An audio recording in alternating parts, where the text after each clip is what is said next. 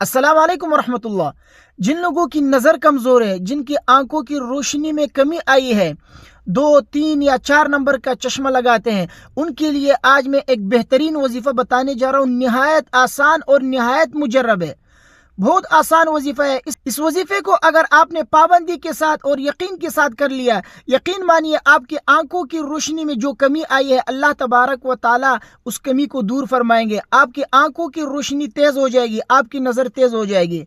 और हाँ, इसी तरीके से जिन लोगों की आंखों की रोशनी अल्हम्दुलिल्लाह सही है, उनकी आंखों की बसारत में कोई कमी नहीं है, वो भी अगर इस वजीफे पर अमल कर लेंगे, कभी उनकी आंखों की रोशनी में, उनकी आंखों की बसारत में कमी नहीं होगी। इंतहाई मुजर्रब है। इस वजीफे पर आप आज ही से अमल करके देखिए। वो वजीफा क्या है?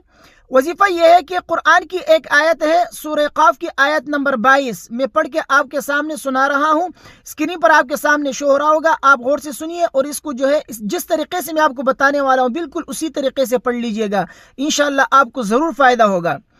वो आयत है, बिस्मिल्लाहिर्रहमानिर्रहीम, फ़कशफ़ना अन्का ग़िताअक फ़बसरुक अल-यौम हदीद, फ़कशफ़ना अन्का ग़िताअक फ़बसरुक अल-यौम हदीद। इस आयत को आप हर नमाज के बाद 3 मरतबा पढ़कर अपनी उंगलियों के ऊपर यूं दम कर ले। उसके बाद अपनी उंगली को अपनी दोनों आंखों के ऊपर यूं फेर दे। यकीन मानिए हर नमाज के बाद 3 मरतबा आप इस वजीफे को कर कर देखिए। चंद दिनों के अंदर आपके आंखों की रोशनी में आपको नुमाया फर्क नजर आएगा। अगर आपकी नजर कमजोर है तो इंशाअल्लाह तेज होना शुरू हो जाएगी, और अगर आपकी आंखों की रोशनी दुरुस्त है तो इंशाअल्लाह उसमें मजीद इजाफा होगा। कभी आपको आंखों की बसारत में कमी की शिकायत नहीं होगी इंशाअल्लाह। इस वजीफे पर आप जरूर अमल कीजिए। वीडियो को अपने दोस्तों के साथ लाजिमी शेयर कीजिएगा। मुझे अपनी दुआ में याद रखिए। अस्सलाम वालेकुम वरहमतुल्लाह।